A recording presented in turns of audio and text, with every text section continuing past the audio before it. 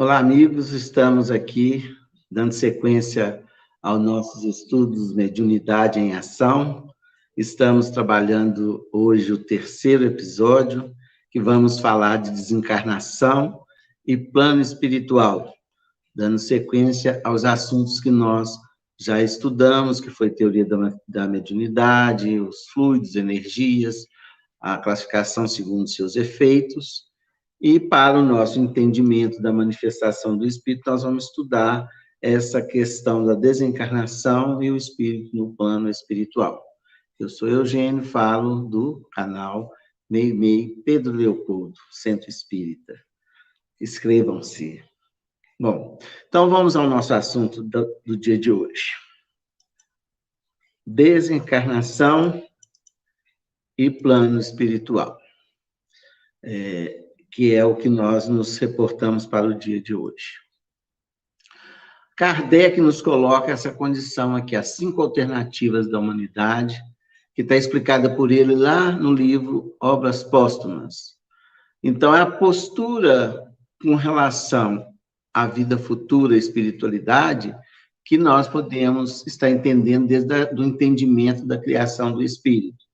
A doutrina materialista, que impera ainda, né, nos nossos tempos, que é do que o nada existe, né? A gente não tem noção de onde vem, transitamos aqui na Terra, e quando terminar a nossa vida aqui na Terra, tudo está extinto. Então, a doutrina materialista, ela oferece, né, poucos ensinamentos ao progresso do espírito, no sentido do quê? Da expectativa da vida futura. Isso não quer dizer que a pessoa tenha uma vida errônea, não. Mas é uma conduta, né, que o indivíduo toma perante as leis da vida. A doutrina panteísta, nós viemos do todo e retornaremos no todo. Isso fere um pouco o nosso entendimento do espírito, porque tira a individualidade, né? Tem a doutrina deísta, ou seja, que acredita em Deus, mas não acredita muito na sua providência, ou seja, acredita mais em Deus como criador, e se limita a isso. Tem alguns segmentos que acreditam na providência divina ainda, mas bem restrito. E a doutrina dogmática, né, que são feitas pelos dogmas, principalmente vamos trabalhar aí dentro do cristianismo, que criaram dogmas perante o entendimento do Evangelho de Jesus. Vamos falar só da doutrina cristã, que foram criados os dogmas para a prática da doutrina cristã e com aquela crença, né? A gente é criado na concepção, temos uma vida na Terra, se tivermos boa conduta, vamos para o céu, se não, teremos o inferno. E aqueles intermediários vão para o purgatório, né? Ou seja, para poder se limpar. Isso da Igreja Católica. Do protestantismo ao céu ou inferno, né? Penas eternas. E nós temos a doutrina espírita, que é o que Kardec define, que é a comprovação, o estudo, né? De onde viemos, a nossa relação com o mundo corporal, físico, e o nosso destino, para onde nós iremos. Então, a nossa reflexão fica como a doutrina nos orienta, né? A gente é criado simples, ignorante, temos uma experiência na Terra para a evolução, e, ao desencarnarmos, vamos ao que Jesus nos disse: a casa do Pai há muitas moradas, eu vou para preparar o caminho. Nós vamos ter, então, dentro dessa concepção, a diversidade das religiões, né? Principalmente na doutrina cristã. A gente sempre está falando isso. Teve a teoria de muitos deuses, depois veio Moisés, que trouxe a ideia de um Deus único, né? Para unificar o pensamento da civilização, da humanidade. Veio o cristianismo com o advento do Cristo, do Consolador, explicando para nós um pouco mais a vida futura, trazendo essa realidade: meu reino não é deste mundo, né? E que a Igreja Católica Romana, onde se deu esse advento do Cristo, adotou como uma religião oficial, que também teve as suas fragmentações ao longo do tempo, né? Como a carismática, a anglicana, a teoria da libertação, enfim, a igreja brasileira, são fragmentações dessa ideia. Tem o protestantismo, que foi fundado por Lutero, e que tem vários, né, segmentos de igrejas evangélicas, pregando esse evangelho dentro das concepções ou dentro da interpretação que cada um busca. E temos a doutrina espírita, né, que Kardec cria o termo justamente para diferenciar das doutrinas espiritualistas, porque todas são espiritualistas, a doutrina cristã, porque acredita, né, na sobrevivência do espírito ou alma após a desencarnação. E o espiritismo vem nos dar explicações também mais valorosas em torno desses eventos, para que a gente possa compreender de uma maneira mais clara, né, a nossa espiritualidade. Bom, então, para isso, nós vamos falar de desencarnação, vamos buscar a explicação que nos é dada pelos espíritos. Vamos lá. O espírito independe da matéria ou é apenas uma propriedade desta, como as cores, o som da luz e o som do ar? É uma pergunta. O espírito, então, independe da matéria, são propriedades, e cita a nossa percepção do mundo material. O que é que nós podemos entender disto? Que o espírito são distintos um do outro. Nós até estudamos os elementos gerais do universo, a composição, né, do corpo, espírito e matéria, e aqui só vem reforçar ou nos esclarecer com mais amplitude essa questão, que não, são distintos um do outro, mas a união do espírito e da matéria é necessária para intelectualizar a matéria. Então, a gente viu aquela questão que o espírito é esse intermediário que permite a união do corpo e do espírito para que nós cumpramos essa intelectualização da matéria.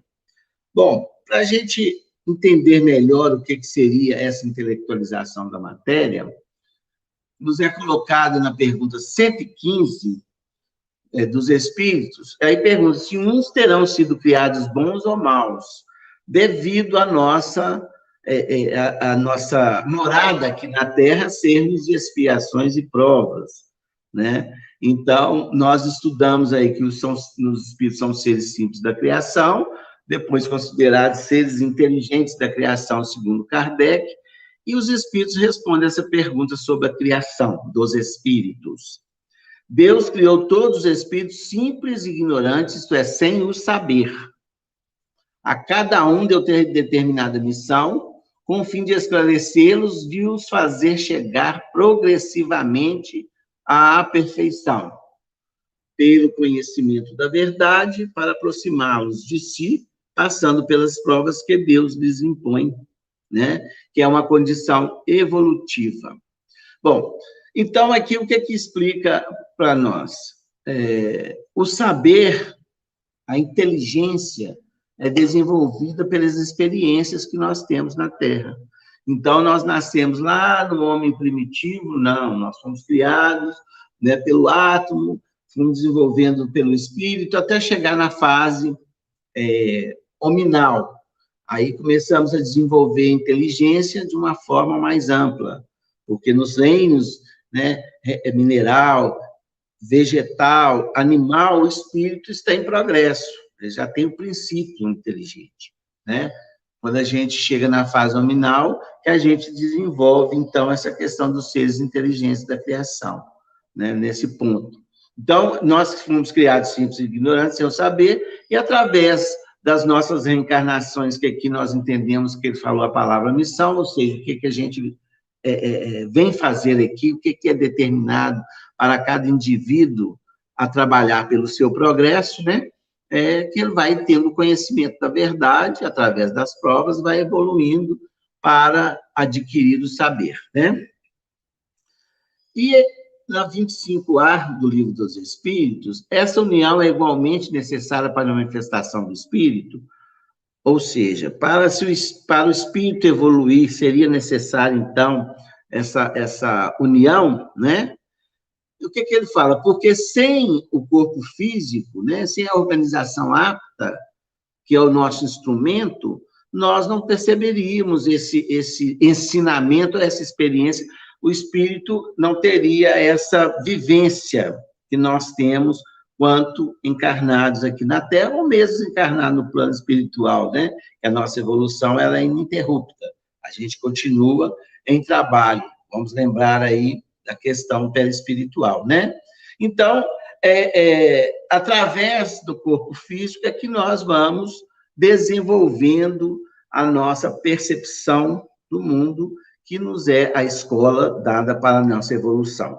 Então, aí está explicado o que é intelectualização da matéria, né, a nossa reencarnação e os objetivos que aqui estamos ao longo desses tempos reencarnatórios, se podemos assim dizer. Bom, meus amigos, vamos ver a próxima questão aqui. Aqui nós vamos estudar a escala espírita. O que seria a escala espírita? Kardec coloca isso no Livro dos Espíritos para para classificar, de alguma forma, aqueles espíritos comunicantes, de acordo com esse grau evolutivo que apresentam. Então, ele chamou isso de escala espírita para nos orientar sobre a percepção dos espíritos comunicantes. Ou mesmo a escala espírita, de alguma forma, nos dá a escala evolutiva que todos nós estamos em degraus próximos, né? Ou distantes, a gente não sabe determinar, mas com as mesmas oportunidades de subir essa escada. Então, ele coloca a escala espírita, que nós vamos ver aqui.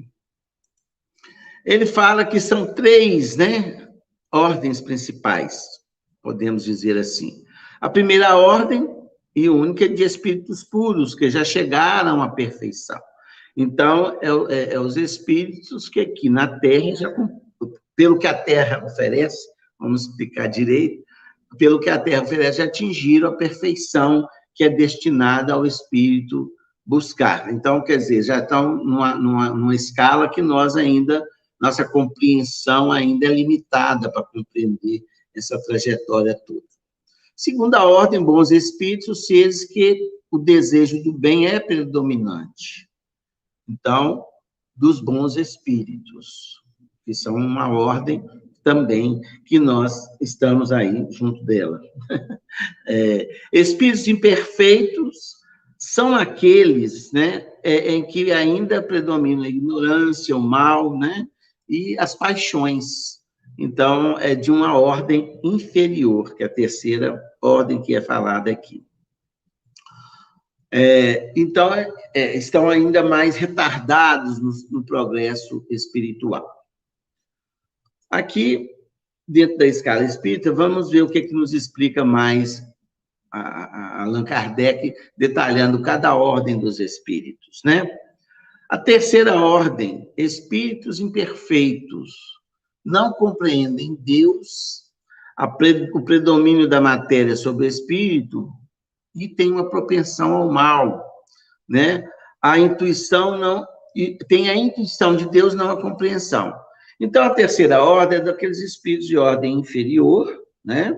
Que é espírito imperfeito, que ainda, muitos de nós ligados à Terra, ainda estamos nessa terceira ordem, com progresso ainda mais atrasado, com pouca evolução. Temos a ideia do Deus, mas não temos essa convicção, essa certeza da divindade, e a matéria ainda predomina a questão espiritual. Por isso, a inclinação ao mal é mais evidente, né? Então, não tem ainda a compreensão das leis divinas. E ela subdivide em 5 classes distintas, né? Que é a 10ª classe de espíritos impuros, que seria o nível mais baixo de evolutivo, né? que a impureza indica isso. Então, essa classificação mais atrasada, né? Com espíritos mais embrutecidos. Levianos, né? A leviandade nós ainda temos algumas características do mal, que é a leviandade, né? A falta de responsabilidade, medir consequências. Pseudo-sábios acham que sabem mais do que realmente sabem, né? Então, utilizam o conhecimento de uma forma ainda errônea. Então, muitas vezes conhece alguma coisa, mas a aplicação é de forma errônea, né? Então, não são sábios, têm algum saber cumprindo a escala evolutiva. Os neutros, nós conhecemos muito que chamamos de em cima do muro, né? Não faz o bem, nem faz o mal, é o morno que Paulo de Tarso fala, né? E espíritos batedores ou perturbadores que compõem a sexta classe, mas aqui Kardec nos explica que não faz parte de uma ordem muito distinta, né?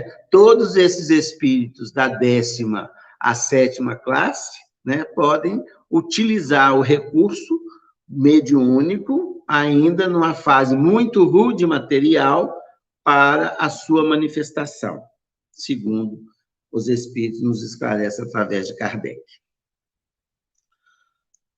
Vamos falar ainda da segunda ordem agora, né? Dos bons espíritos.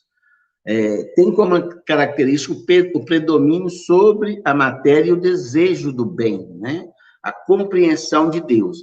Então, já são aqueles espíritos que já atingiram uma certa evolução, em que o bem prevalece e a ordem divina é o seu roteiro, né? Digamos aqueles que já compreenderam e vivenciam o Evangelho do nosso Senhor Jesus Cristo. E vamos até ver que, para o mundo de regeneração, a separação do joio do trigo, né, é conservar essa ordem de bons espíritos na Terra, promover aqueles que ainda estavam em estados imperfeitos para bons, para que possam continuar a evolução, ou então afastá-lo desta escola para que possam repetir todo um ciclo de experiências para que cheguem a essa escala, para que possam retornar à sua terra de origem, da criação. Então, os bons espíritos é a perspectiva, né, do mundo em regeneração, né, que nós possamos ser promovidos e consigamos, né, a permanecer essa trajetória evolutiva.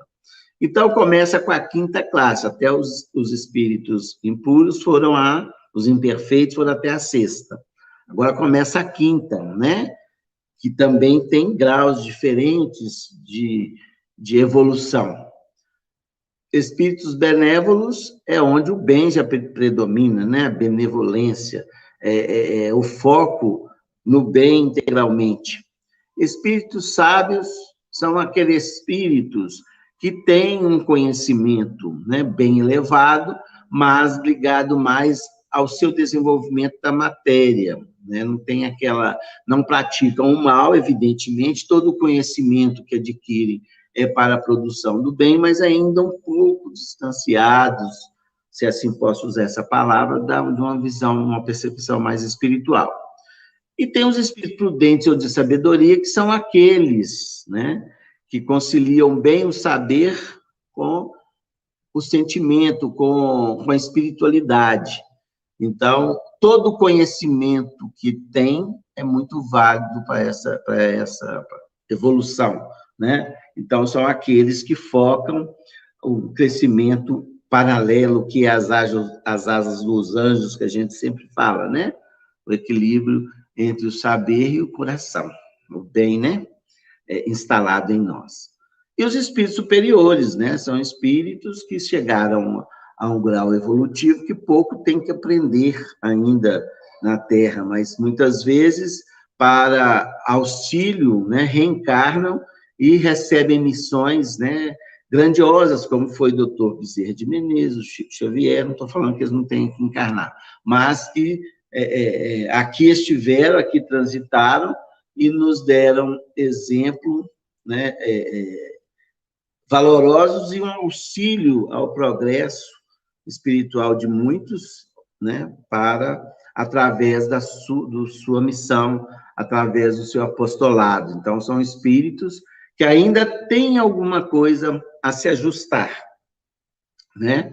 Mas através já de obras maiorais, né?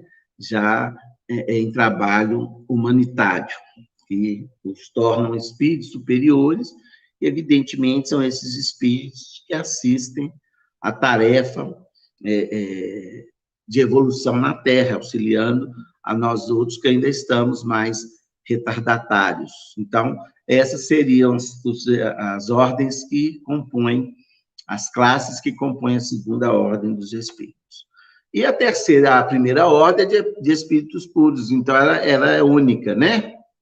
Ela não tem subdivisão, porque já atingiram a evolução, né?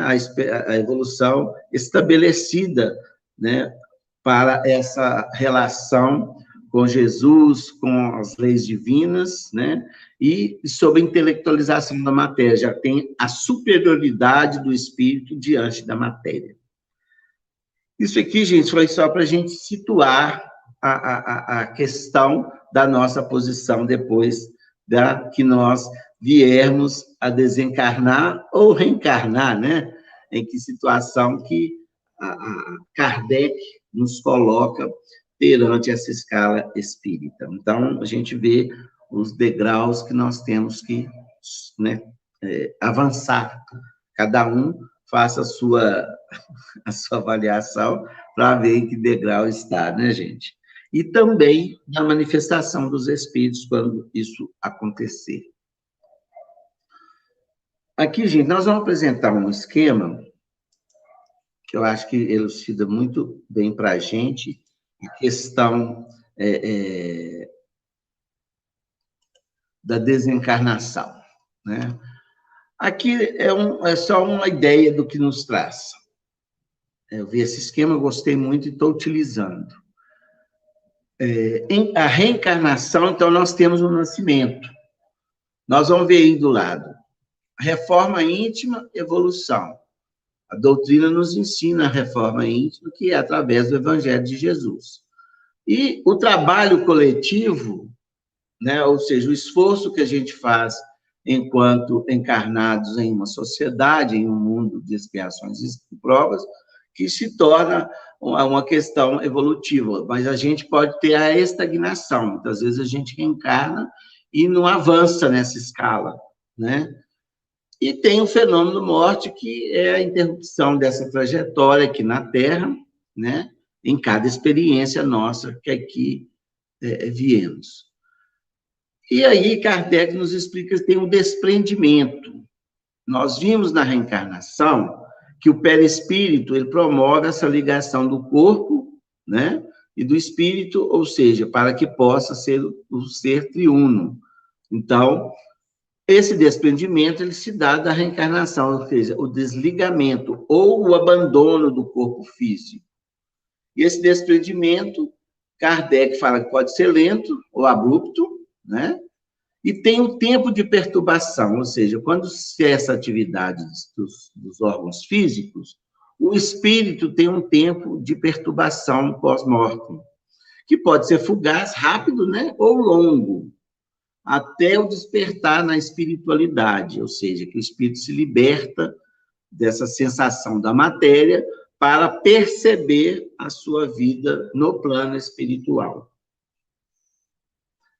Vamos detalhar isso um pouco mais para que nós ampliemos a nossa compreensão, né, desse tempo que nós temos, como se dá a desencarnação. Mas o que nós podemos entender é que nós reencarnamos, promove essa união do corpo, né, do espírito ao corpo físico, temos uma trajetória, um tempo de vida, cada um com o seu tempo, o tempo necessário ou possível, e depois há o desligamento desses laços que mantém o espírito ligado ao corpo e a gente retorna à condição espiritual, né?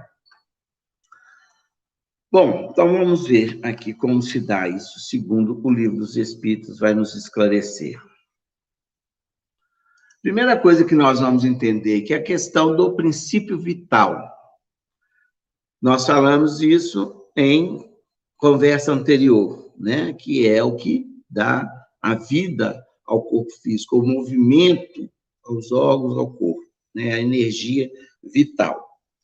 Então, a pergunta, qual a causa da morte dos seres orgânicos? Pergunta 68. Esgotamento dos órgãos, ou seja, impossibilidade de funcionamento dos órgãos físicos. Pode comparar a morte à cessação do movimento de uma máquina desorganizada? Sim. Se a máquina está mal montada, cessa o movimento. Se o corpo está enfermo, a vida extingue. Então, nós não conseguimos movimentar esse fluido vital através dos órgãos, essa perfeição que é a criação divina, né, do corpo físico. Então, a impossibilidade de movimentação desse fluido vital, devido à enfermidade de algum órgão dos órgãos físicos, né, a vida se extingue, ou seja, esse fluido vital ele retorna à natureza e o corpo perde a vida. Aí é a hora do desprendimento do corpo físico, né?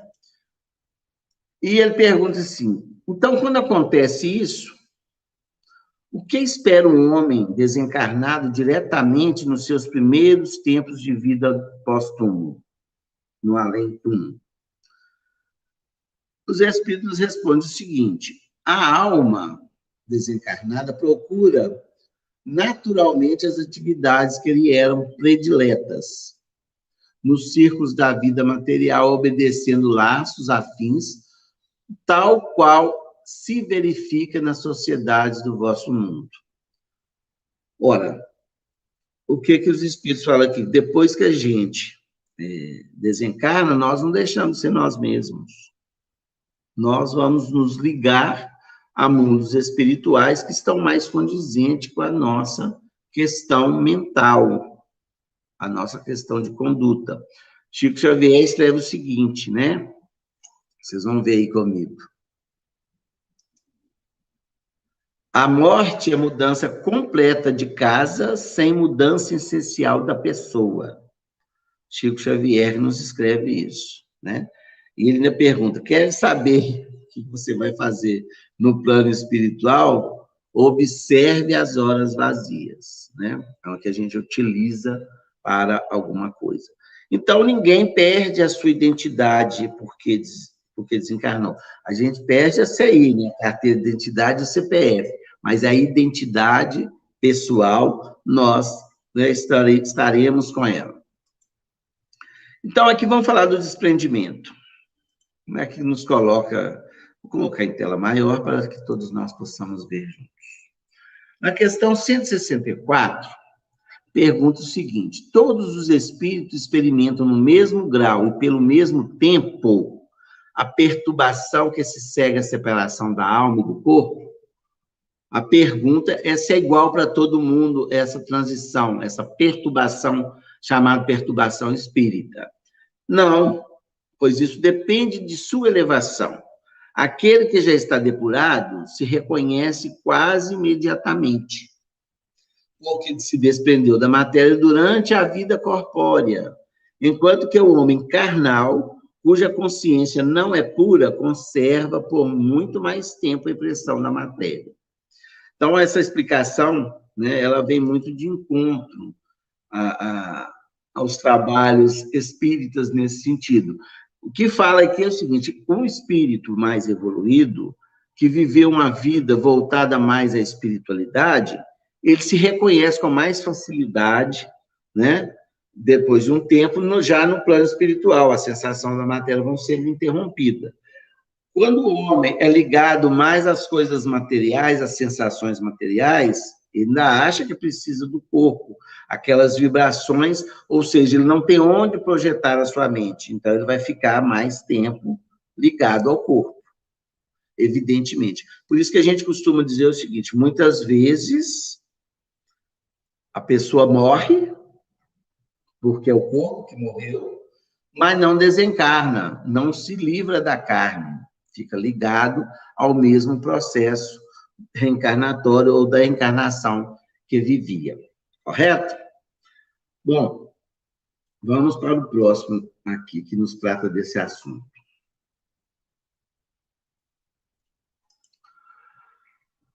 A observação prova que no instante da morte o desprendimento do espírito não se completa subitamente. Ele se opera gradualmente com lentidão variável segundo os indivíduos. Essa é a explicação de Kardec sobre o desprendimento. Nós vamos ter uma passagem muito interessante para a gente estudar como se dá um desencarne, no livro Obeso da Vida Eterna, A Desencarnação de Dimas. Como nós recomendamos a reencarnação de Segismundo, para entendermos a reencarnação, nós vamos entender a desencarnação, a libertação do espírito do corpo, evidentemente que o corpo físico permanece, e nós temos um outro corpo que futuramente podemos falar que é o duplo etéreo, que permanece e que se extingue com o corpo físico.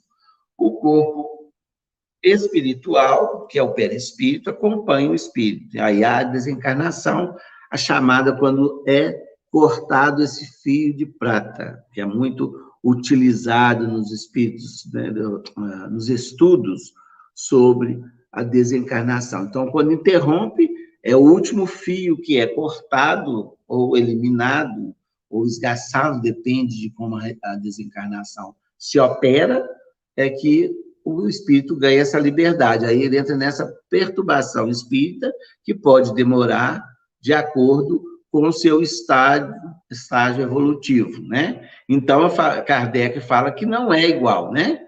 Para uns é bastante rápido, e pode dizer-se que o momento da morte é também o da libertação, que se verifica logo após. Aquilo que a gente falou, né? Que pode ser bem rápido. Noutros, porém, sobretudo naqueles da vida material e sensual, o desprendimento é muito mais demorado e dura, às vezes, dias, semanas e até mesmo meses, o que não implica a existência do corpo de nenhuma vitalidade, nem a possibilidade de retorno à vida, mas simples persistência de uma afinidade entre o corpo e o espírito. Ora, que coisa interessante. Então, muitas vezes, o corpo já sem a atividade física, sem o fluido vital, sem nenhuma possibilidade do espírito retomar a sua atividade, ele ainda pode permanecer dias, semanas e meses, né? Ligado à matéria física. Nós vamos ter vários depoimentos, né, de espíritos nessa condição, né? Nós temos na obra de André Luiz, nós temos na obra do Meimei, que tratou de vários casos, né, de espíritos ainda ligados à matéria, que nos relata essa experiência triste e difícil, porque a sensação, né, de desespero é muito grande. Você vê uma matéria se decompondo e você ainda ligado. Então, a espiritualidade auxilia muito, como a gente vai ver na desencarnação de Dimas, né? Que ele é protegido até ser levado ao cemitério para inumação do corpo. Ali, André Luiz retrata para a gente, relata, né, algumas experiências dessas de espírito que não conseguiram essa libertação ainda, se encontra ali.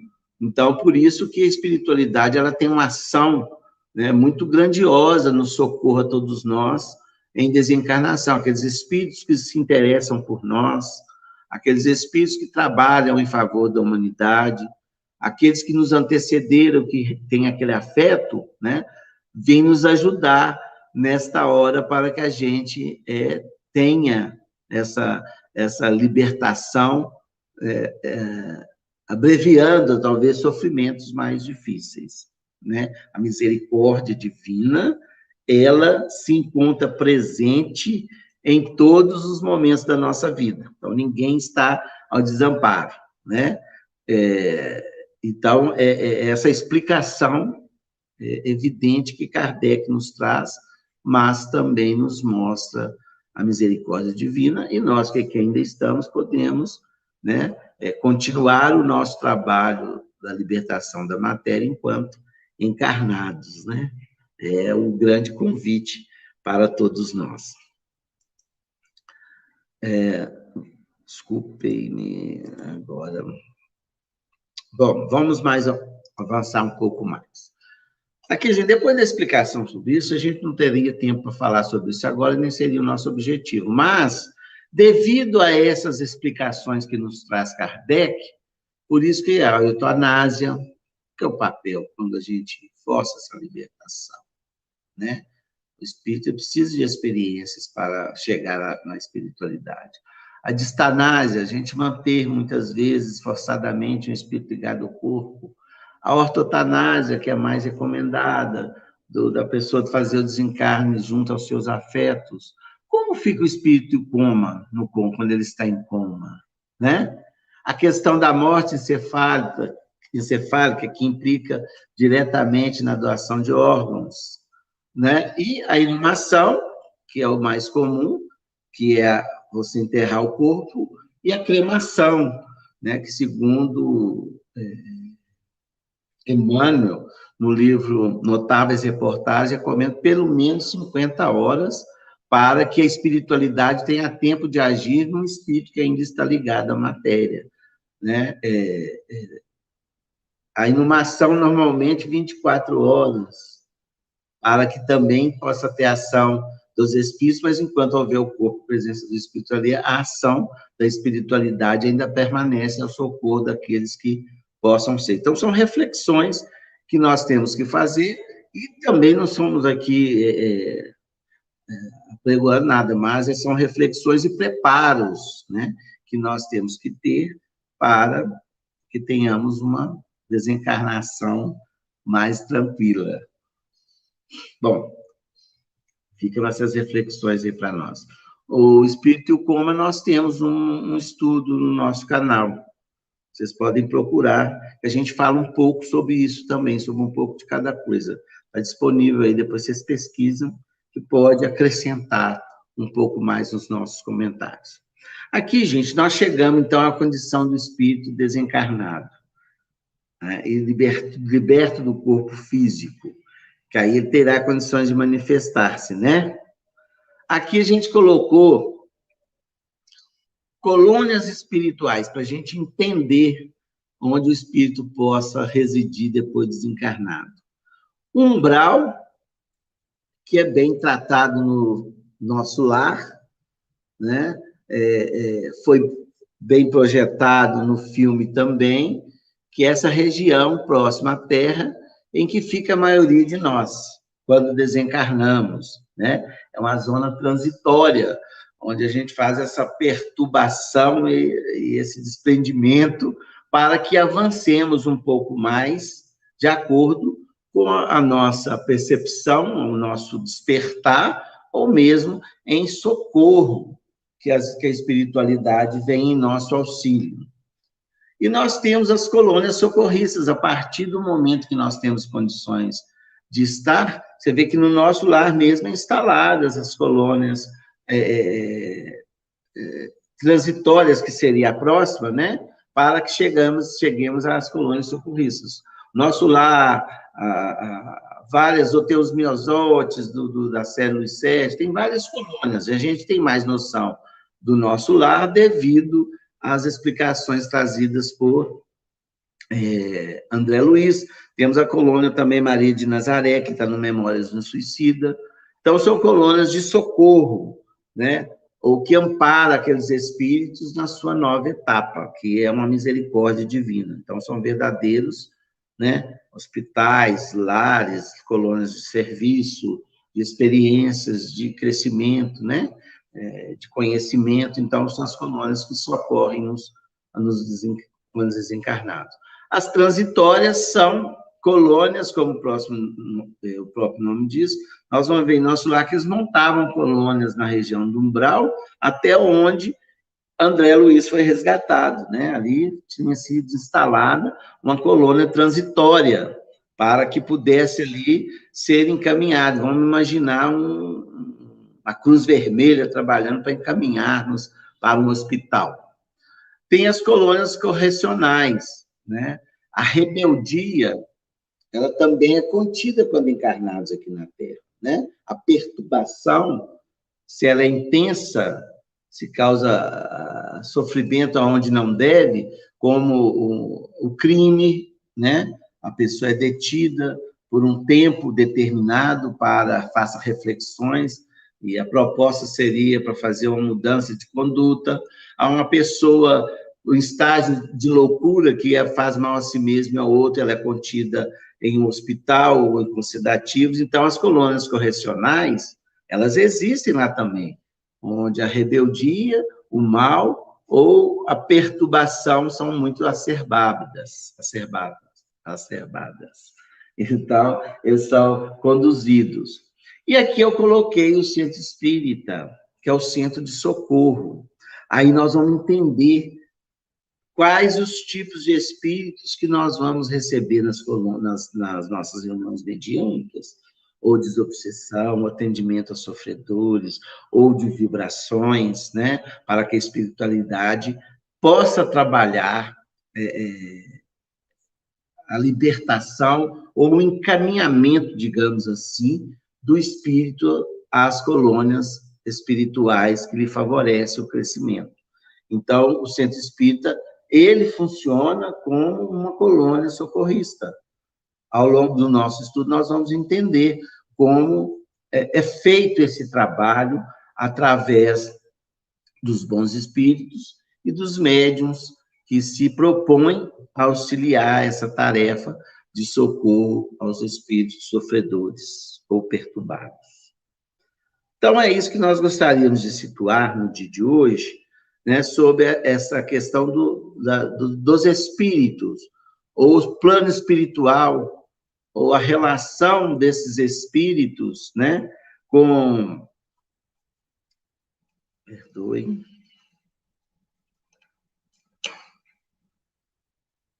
A condição desses espíritos junto à nossa casa de serviço. Então, são esses tipos de espírito, cada um no seu grau de necessidade e de acordo com as possibilidades que vai oferecer aquela casa, aqueles trabalhadores, aquele ambiente, que os espíritos superiores cuidam de nós, né? É assim que eles nos explicam.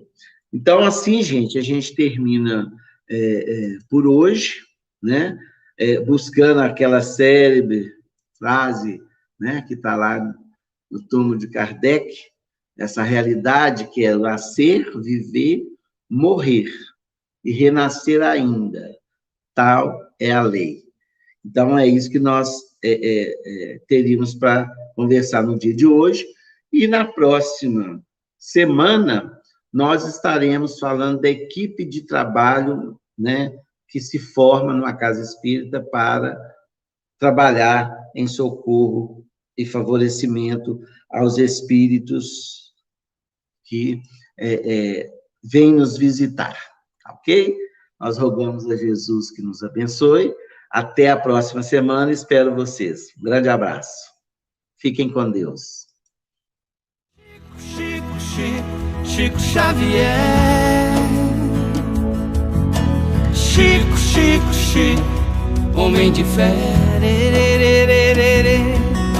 Chico Xavier.